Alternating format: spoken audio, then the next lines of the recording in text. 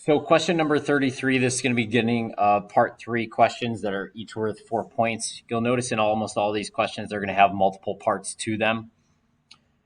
So in 33, we have this population of rabbits in a lab modeled by this function. X is the number of days since the population was first counted. So 20 is the initial or starting number of rabbits. That itself would be worth a point. The 1.014 is your growth factor.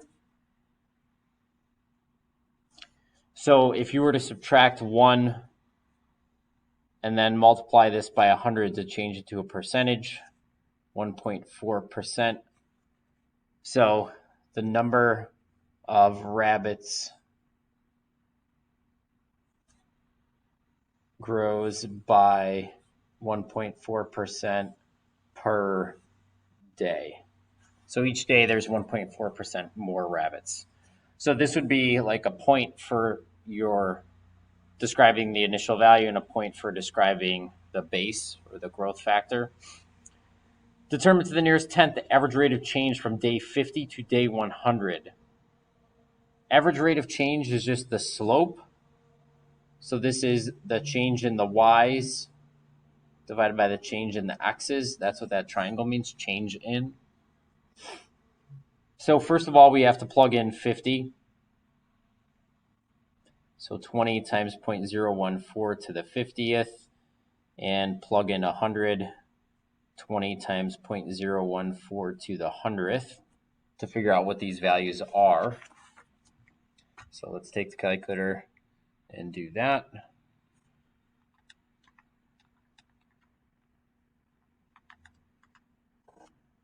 All right, when you plug in 50, it's about 40 approximately. And if I copy and paste and just change this to 100, it's about 80.32, and this is 40.08. So these represent the y values.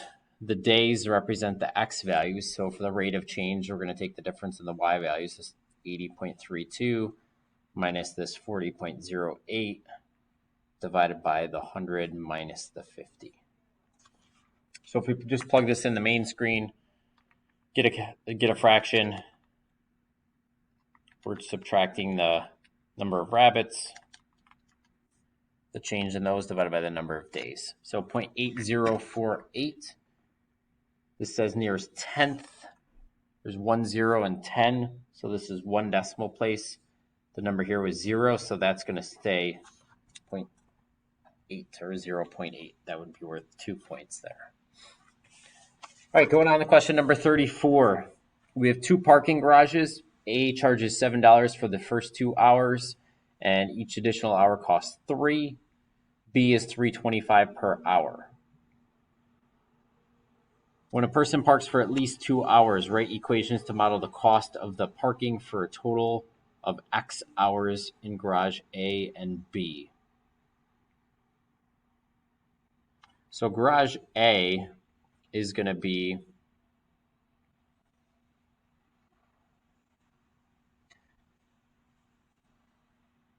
$7 for the first 2 hours plus $3 per hour after that. Garage B,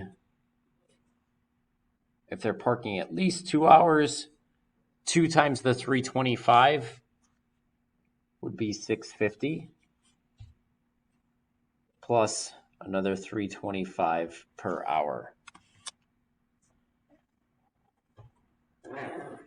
So this comes from doing 2 times the $3.25. So there are the equations. Determine algebraically the number of hours. So you want to know when these are going to be the same. So you can use substitution here. Y is equal to 7 plus 3x. So if I substitute that in place of y, 7 plus 3x equals 6.5 plus the 3.25x. You want to get your x's on one side and the number on the other. 7 minus 6.5 is 0.5. 6.5 minus 6.5 is 0. 3.25x. Subtract 3. 0.5 is equal to 0.25x. Divide and 2. X is going to equal 2. So this is 2 hours on top of the 2 hours that they already paid for. So this would be a total of 4 hours. 4 hours.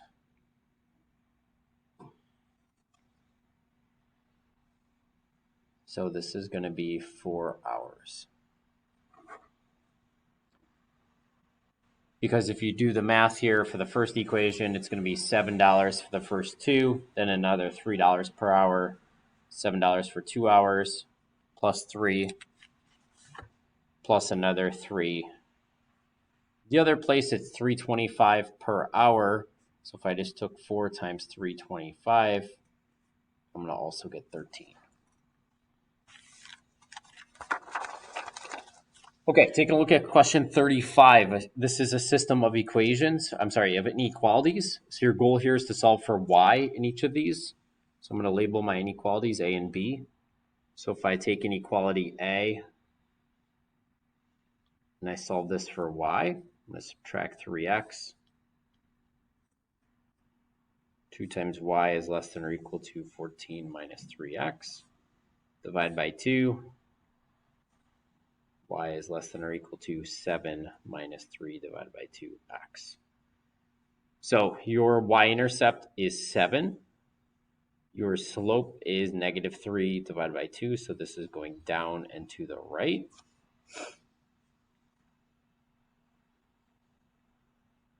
So your y-intercept 7, down 3 to the right 2, down 3 to the right 2, and so on.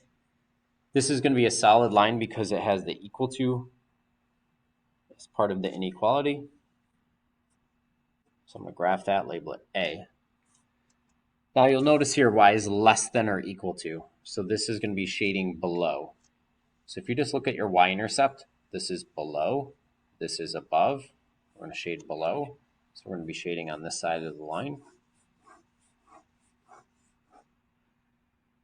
Okay, for inequality B, 4x minus y is less than 2.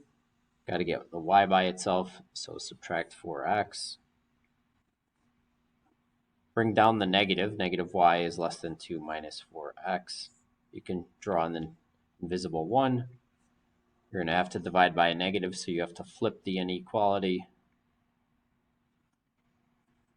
Your slope here is 4. To make it into a fraction, put the invisible 1. 4 divided by 1. So we're going to go up and to the right. And your y-intercept is negative 2. So we're going to go to negative 2. Up 4 to the right 1. Up 4 to the right 1. Now this is going to be a dashed line because it's just greater. It doesn't equal any of the points on the line.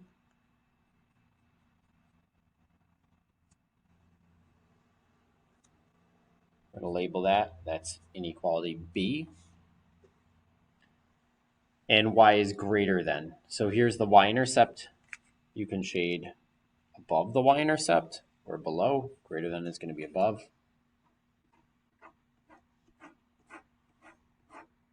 So your solution area is going to be every single point in this region.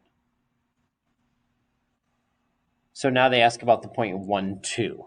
Well, they're specifically picking this because it's falling on this line, 1, 2, but this line is a dashed line, so none of the points on the line count as part of the solution set. So I would say no, because the line is dashed.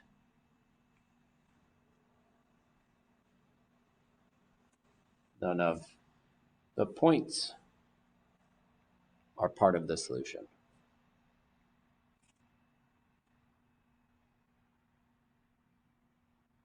If it was a solid line, you'd be okay, but it's not.